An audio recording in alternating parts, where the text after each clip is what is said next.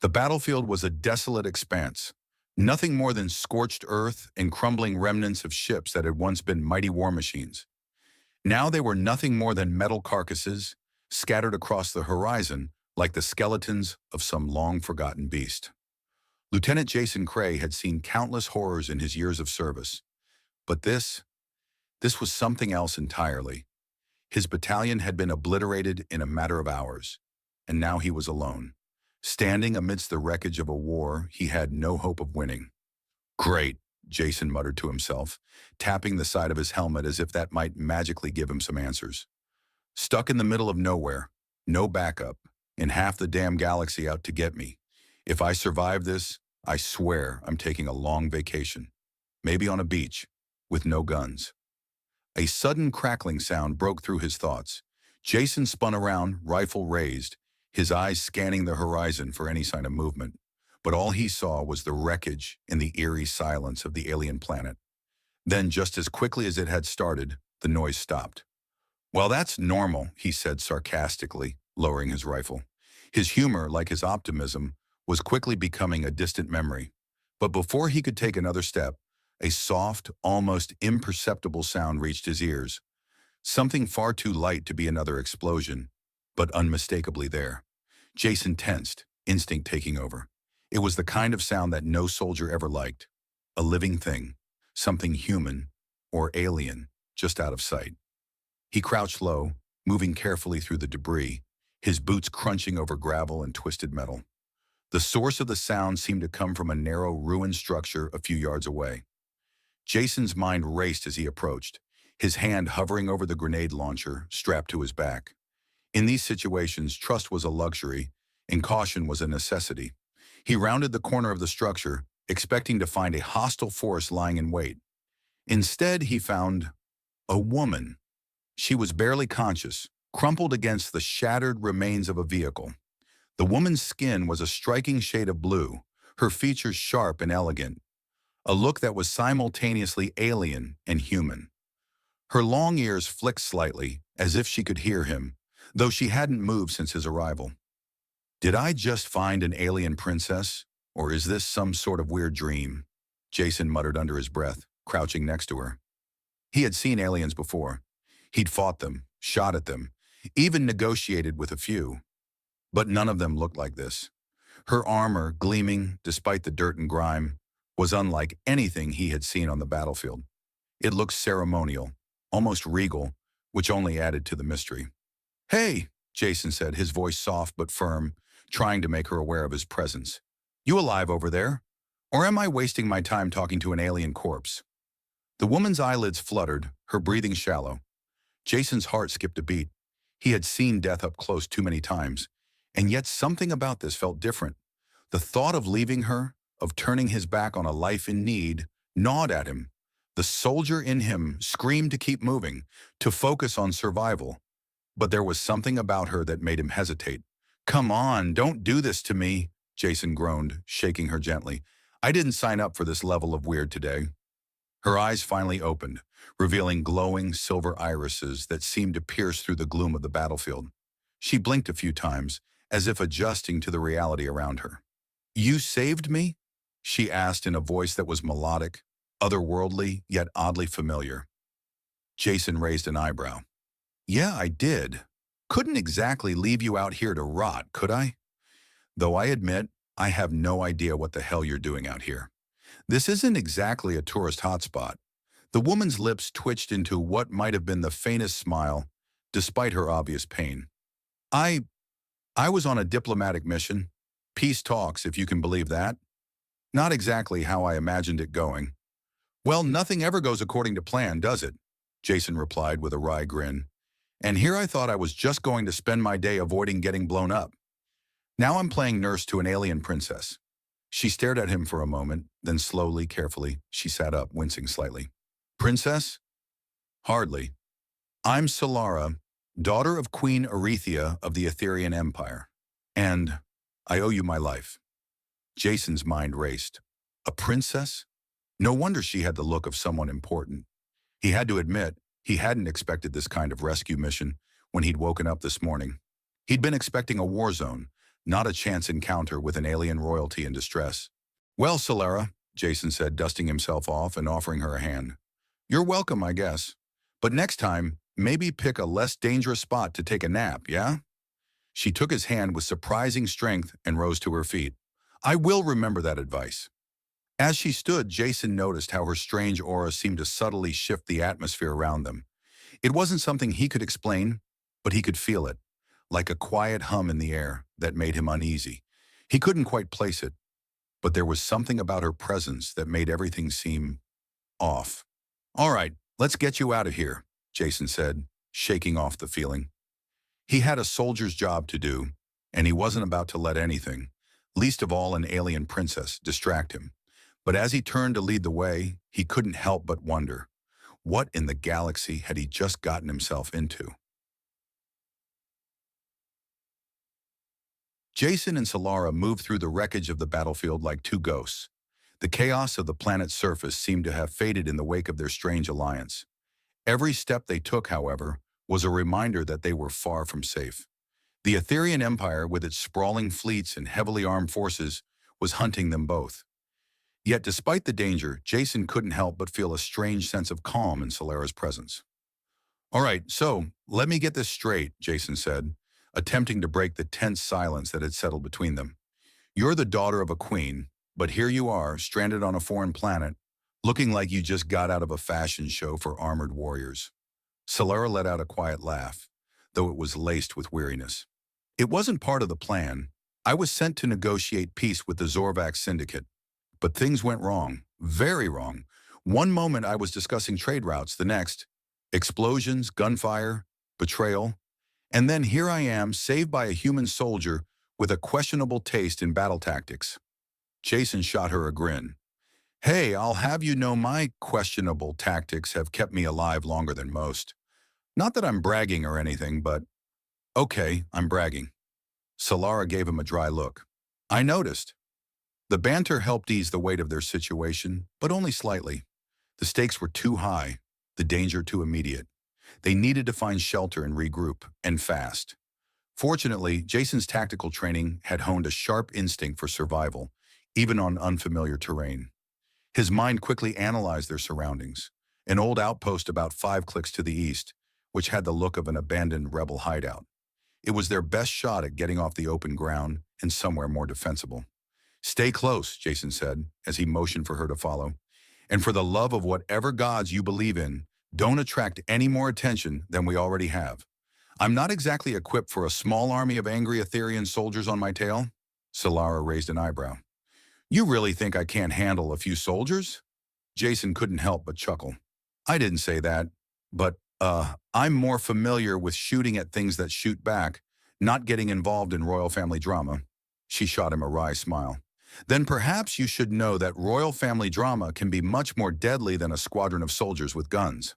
Jason stopped, considering this.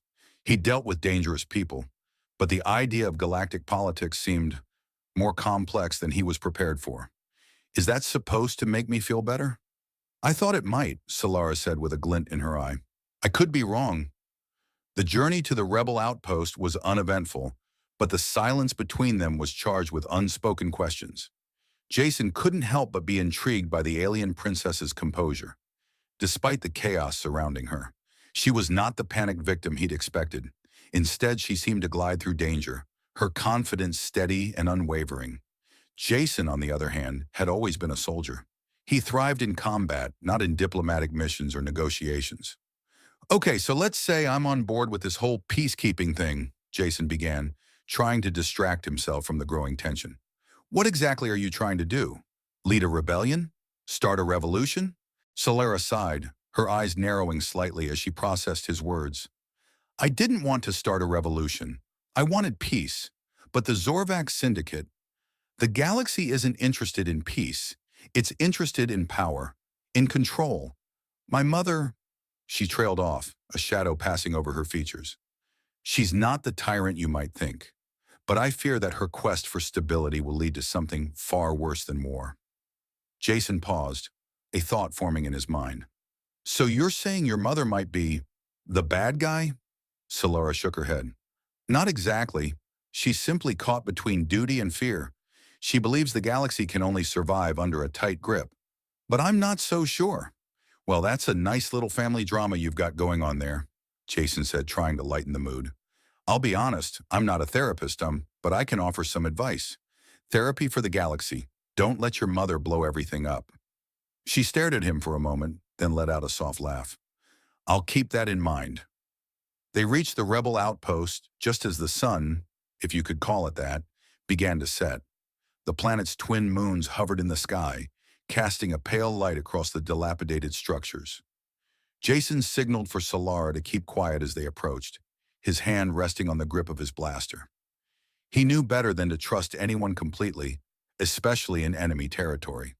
The outpost was a shell of its former self, its walls cracked and its communication systems barely functional.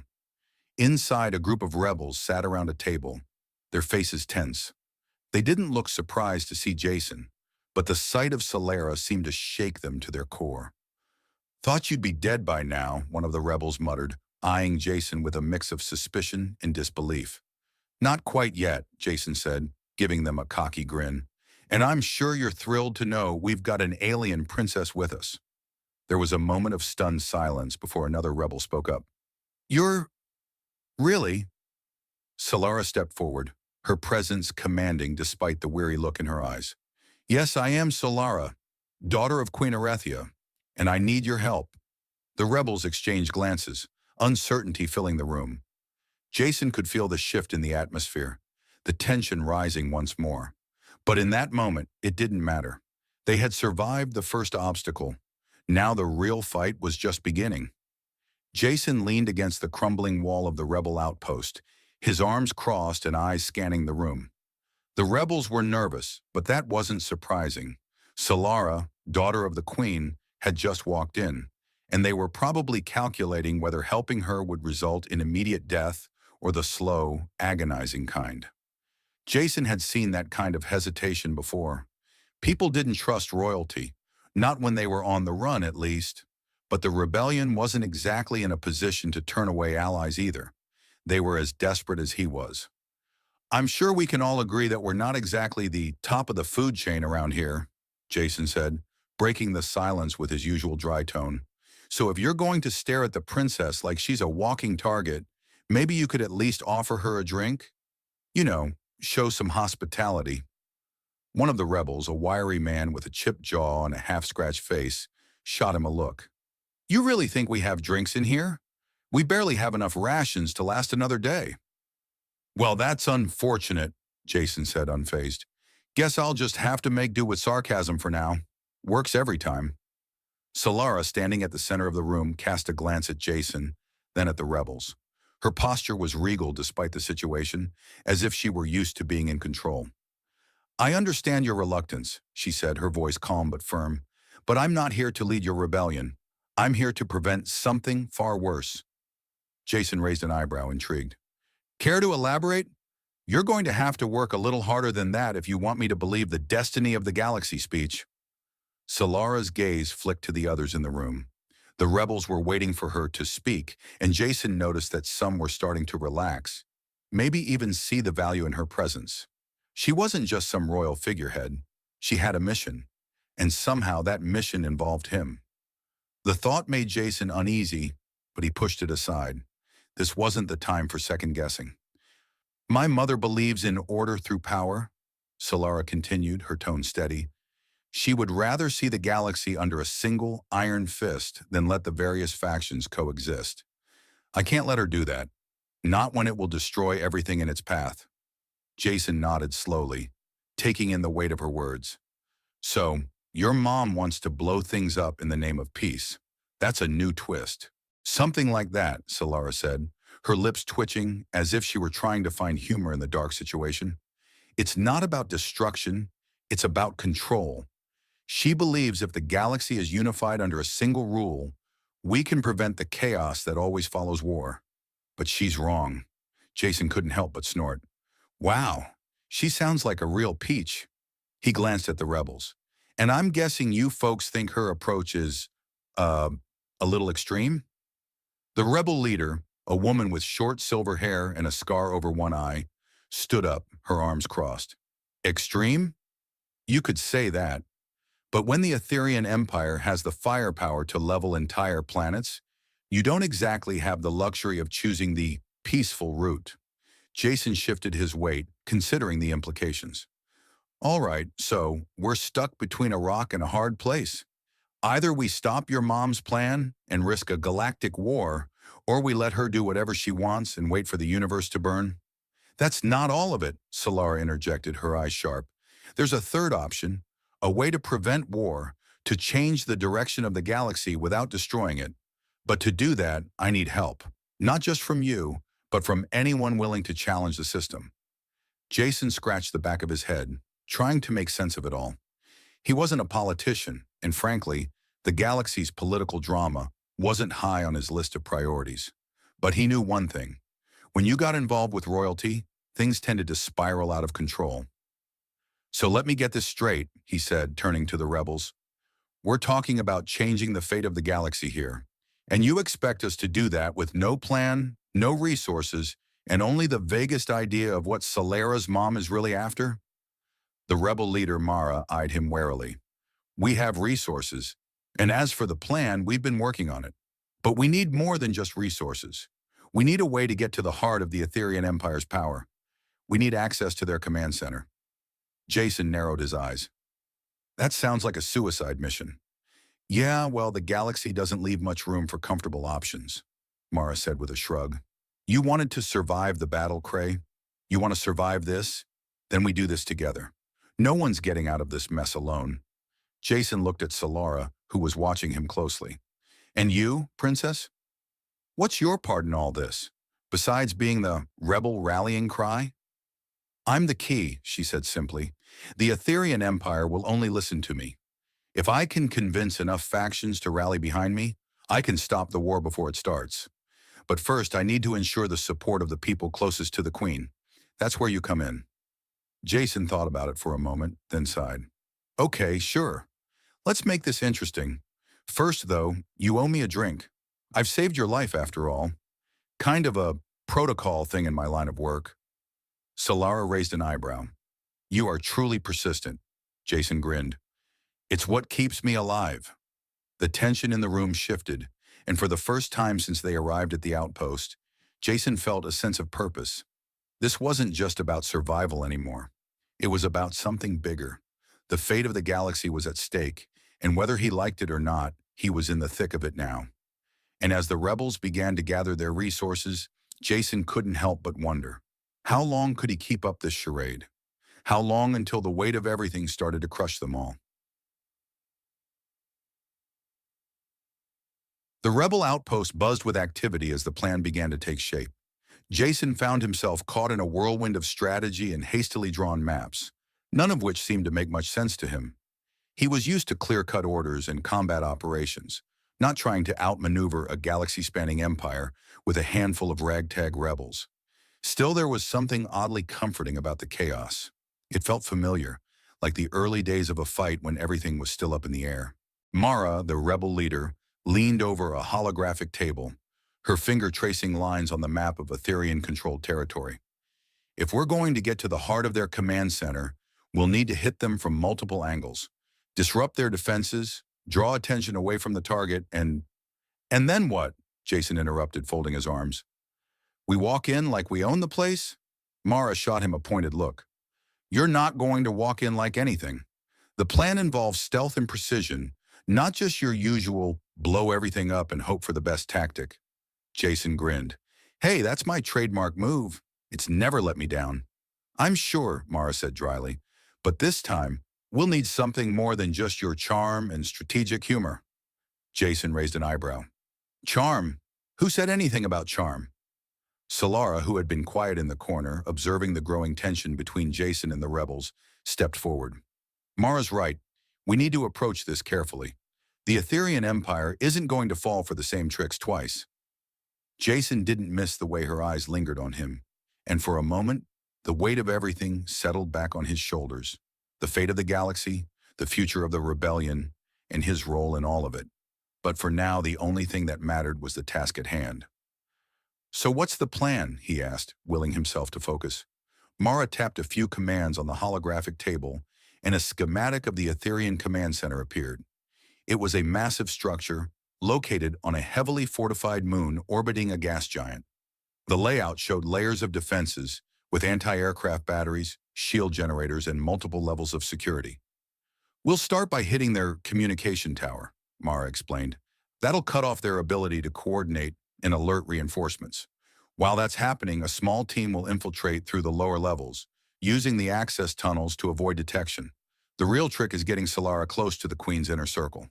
Solara nodded, her face unreadable. "If we can do that, I can convince the Queen to stand down." Jason glanced at her, then at the rebel leader. "Let me guess. You're the small team infiltrating the inner sanctum, and I'm the distraction?" "Not quite," Mara said, a smirk tugging at her lips. "You'll be our wild card. You're going to cause enough of a stir outside that the Etherians won't even notice us slipping in." Jason couldn't help but laugh. "So I'm basically the human smokescreen? Nice." Solara's lips curled into the slightest of smiles. "Seems to suit you." Jason rolled his eyes. "It's always the let's throw the human in first strategy. I get it. But hey, as long as there's a solid exit plan, I'm all in." "I wouldn't want to disappoint you," Mara said. "But there's one catch. Once we get in, you'll need to work fast. We can't afford any mistakes."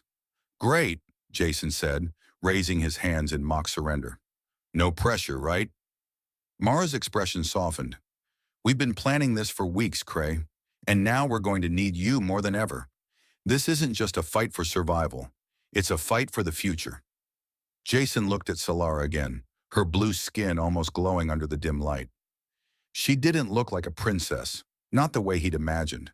She looked like someone who had seen the horrors of war, someone who wasn't afraid to make the hard decisions. In that moment, he understood. She wasn't just trying to save her people. She was trying to save the galaxy itself. "So where do we start?" he asked, pushing aside the lingering doubts. It didn't matter what came next. All that mattered was the job. Mara smiled, a dangerous glint in her eye. "First, we get you a ship. Something discreet." Jason raised an eyebrow. "Discreet? I'm not exactly known for being subtle." "We'll make do," Mara said, unfazed. "The less attention we attract, the better." Jason followed Mara through the outpost's back hallways, trying to push past the sense of unease gnawing at him. He wasn't a hero. He was a soldier, a grunt. Yet here he was, being asked to step into the biggest mission of his life. There was a certain absurdity to it. But then again, when had life ever been anything but absurd? Solara, following closely behind, caught his eye. "You seem uneasy." "Uneasy?" Jason laughed. "I'm just thrilled to be part of a grand galactic conspiracy. Nothing weird about that." She smirked. "I thought soldiers liked a challenge." "Oh, I do," he replied, his tone light. "But usually the challenge doesn't involve trying to save a galaxy I barely understand from a queen who thinks diplomacy is overrated." She chuckled, the sound soft but genuine. "Fair point." As they rounded a corner, a small group of rebels emerged from the shadows, one of them holding a small, sleek ship's data pad. Mara gave a quick nod, signaling that the next phase was about to begin. "All right, Cray," Mara said, handing him a small device. "Here's the plan. We move in fast, hit them hard, and get Solara close to the Queen. You make sure the Etherians don't realize what's happening until it's too late." Jason grinned. "Now that's my kind of plan." As he turned to head for the ship, his mind began to race.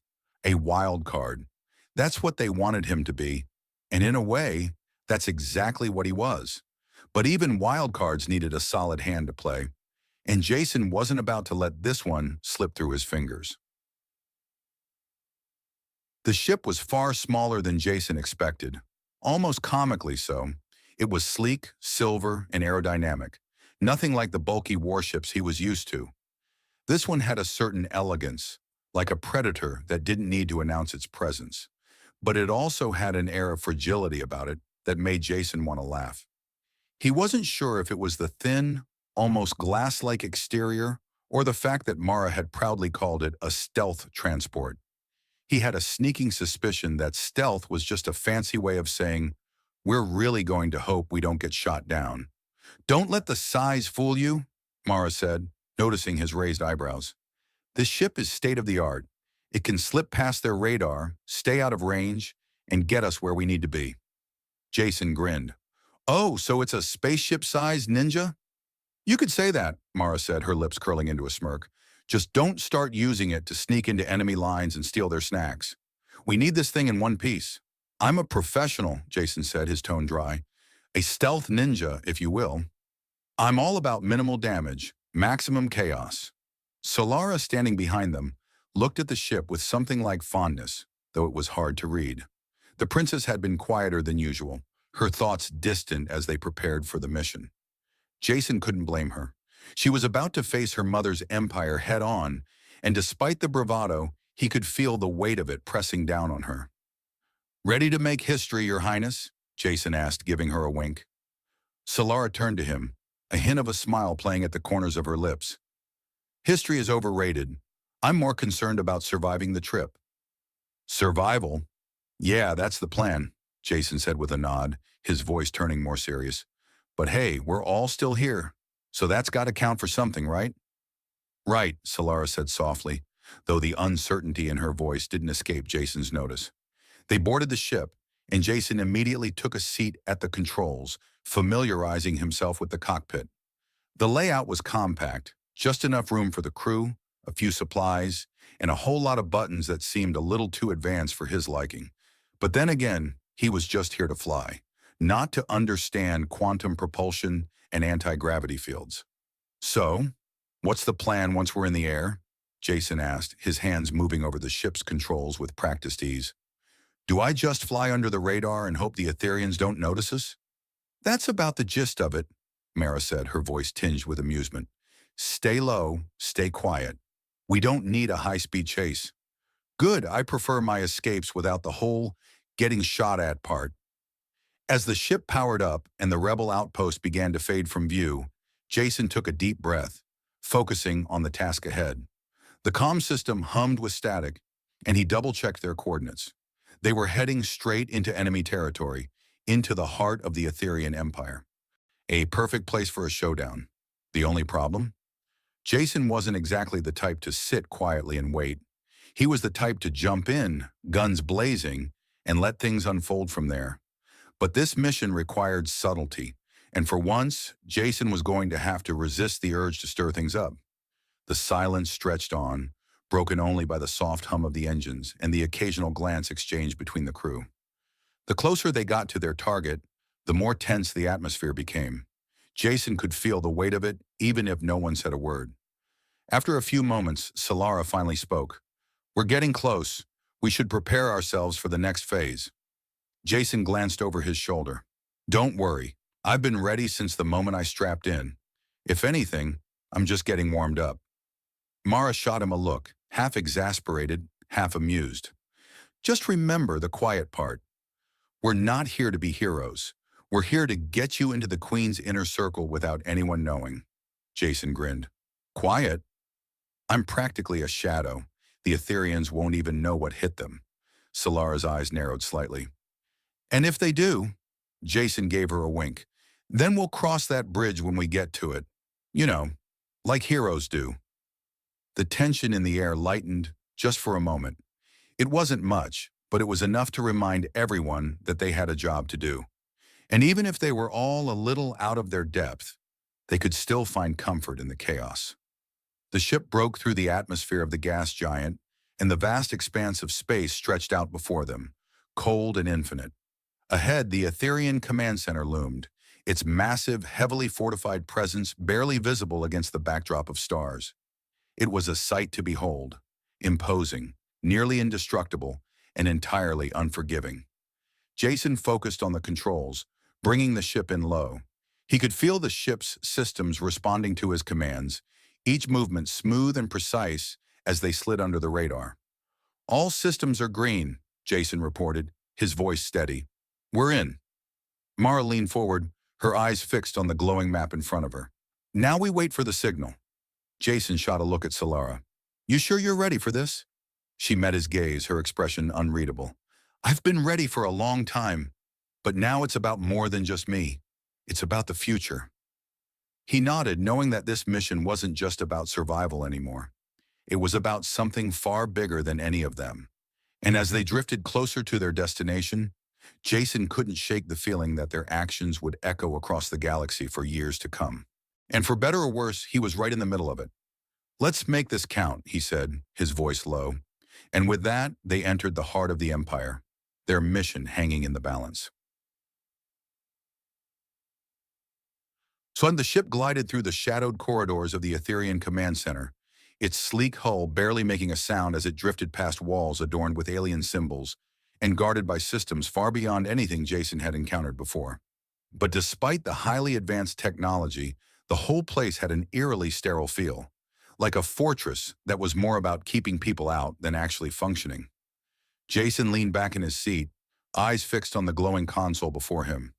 "You know," he said, glancing over at Mara, "I always thought my first real mission would involve some kind of explosive device or a high-speed chase.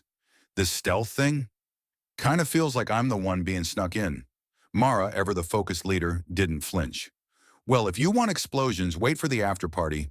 We have a queen to meet first." Solara, sitting silently beside them, wasn't so quick with the jokes.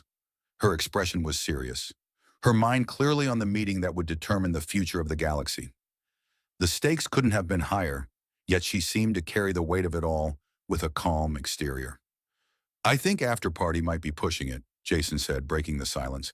"I mean, after this is all over, I'll be lucky if I can get a hot meal and a solid nap." Solara gave him a faint smile. "You'll get that, soldier, after we get through this." Jason turned his gaze to the stars outside the window, the enormity of what they were about to do weighing on him. This wasn't just about him anymore. The rebellion, Solara, the entire galaxy, it all hinged on the decisions they made now. Jason wasn't a king or a prince, just a soldier who had somehow ended up in the midst of the greatest gamble of the century. But even he could feel the shift in his purpose. Maybe, just maybe, he wasn't as powerless as he thought. The command center loomed larger as they drew closer to their destination. The quiet hum of the ship's engines was the only sound that filled the air, and for a moment, Jason let himself lean into the stillness. "All right," Mara finally said, breaking the silence with a quiet command. "We've reached the landing dock. Time to move." Jason stood up, feeling the familiar rush of adrenaline hit him, but tempered with something new. Resolve. He wasn't just here to play the part of a pawn. No, he had a role to play now. And while the plan had been about stealth and precision, Jason had come to realize that, in this galaxy, sometimes it was the unexpected moves, the ones that no one saw coming, that made all the difference. As they disembarked, the air inside the command center felt thicker, more oppressive. Security was tight, too tight. The Etherians were clearly aware of the threat they posed, but their intelligence had underestimated one critical factor: the unpredictability of human ingenuity. Jason cracked a smile. "Okay, I admit it," he muttered under his breath. "This is definitely a blow everything up and hope for the best moment." Mara shot him a look. "Try to stay subtle." "Subtlety is overrated," he shot back with a wink. "Besides, I like my plans with a little bit of flair." The tension in the air was palpable, but Jason knew that their path forward wouldn't be paved in quiet stealth anymore. They were all in, and whatever happened next would set the course for everything. They slipped through the corridors of the command center, using the disarray they'd caused to cover their movements. As they neared the Queen's chambers, Jason's heart pounded. This wasn't just an infiltration mission anymore. This was the culmination of weeks of planning, fighting, and struggling to outmaneuver the galaxy's deadliest empire. Inside, the Queen was waiting. Solara stepped forward first, her regal presence filling the room. Her mother, the Etherian Queen, stood at the center of the chamber, her gaze cold and calculating. "Solara," the Queen's voice was as sharp as a blade. "You've brought them here. Why?" Solara didn't flinch. "Because it's time to change the future." Jason watched as the two women stood in silence, the weight of their family ties hanging between them like a heavy fog. The Queen was powerful, but Solara had something her mother could never possess: hope. And it was in that hope, in that belief in something greater than the status quo, that Jason had come to understand his role in all of this. The conversation that followed was tense, a mix of negotiations, threats, and subtle maneuvers. But in the end, it was clear that Solara had won. The Queen, for all her power, could not overcome the momentum of change. It was a quiet victory, not one of explosions or flashy heroics, but of a new path being forged. As they left the Queen's chambers, the reality of their success began to sink in. They had done it. The rebellion had a future. The galaxy had a future. And it wasn't one dictated by fear and war. Mara clapped Jason on the shoulder. "Well, you did it, Cray. I guess you're not just the wild card anymore." Jason grinned, the familiar sense of humor returning. "What can I say? I was made for the big leagues." Solara smiled softly. "You played your part. The galaxy owes you more than you realize." Jason's heart softened at her words, and for the first time since all of this had started, he felt a sense of peace. He wasn't a hero in the traditional sense. He wasn't a king or a commander, but he had been a catalyst for change. And in this universe, where wars raged and empires fell, that was enough. As the crew boarded their ship, ready to face whatever came next, Jason couldn't help but feel a sense of closure. The galaxy wasn't perfect, but it was a little bit brighter now. And maybe, just maybe, that was enough. "You ready for the after party?" Mara asked with a grin. Jason chuckled. "You know, I'm actually looking forward to the quiet part."